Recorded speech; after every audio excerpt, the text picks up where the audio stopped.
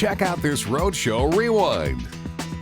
As everybody knows, Alzheimer's disease is a devastating diagnosis. Now, one thing a lot of families may want to avoid, but it is important to start, is putting together a plan. Here to explain is Lauren Dury from Washington Trust. Thanks so much for coming in. Morning, Will. So how soon after maybe a loved one, a family member is diagnosed with Alzheimer's, do they need to get this plan together? They need to get this plan together right away. Usually when you get a diagnosis, obviously your health care is your top priority.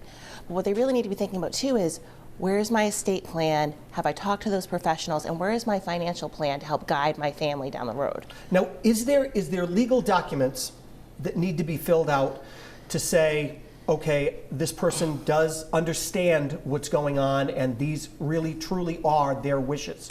So when the person who's been diagnosed meets with their estate planning professional, their estate planning attorney, that person is trained to kind of judge their competency and make sure that they're in a place where they can execute a healthcare power of attorney so that their loved ones can make healthcare decisions, their financial power of attorney so they can make financial decisions and get the estate plan in place. Their doctor also can issue a letter that they're competent.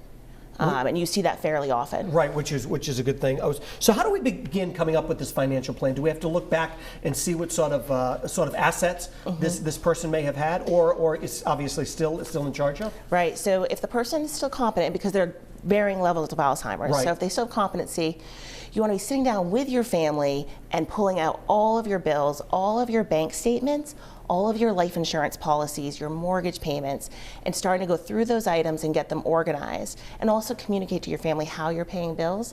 Then you would take all of those and your estate planning documents and come see financial planning professionals like at Washington Trust Wealth Management, right. And we start to take those and build a plan out to let you know from day one through your expected date of passing, how do we get there? How are we paying these bills, and what kind of assets will be left at the end? Because not only, and I'm sure you see this all the time, not only is it a devastating disease for the person who's been diagnosed, but the family is also devastating for them as well. And they need that peace of mind that there is a professional team there that's going to help them navigate this, right. And what the end looks like. And I'm sure they can just call and make an appointment with you folks to make sure this is all taken care of?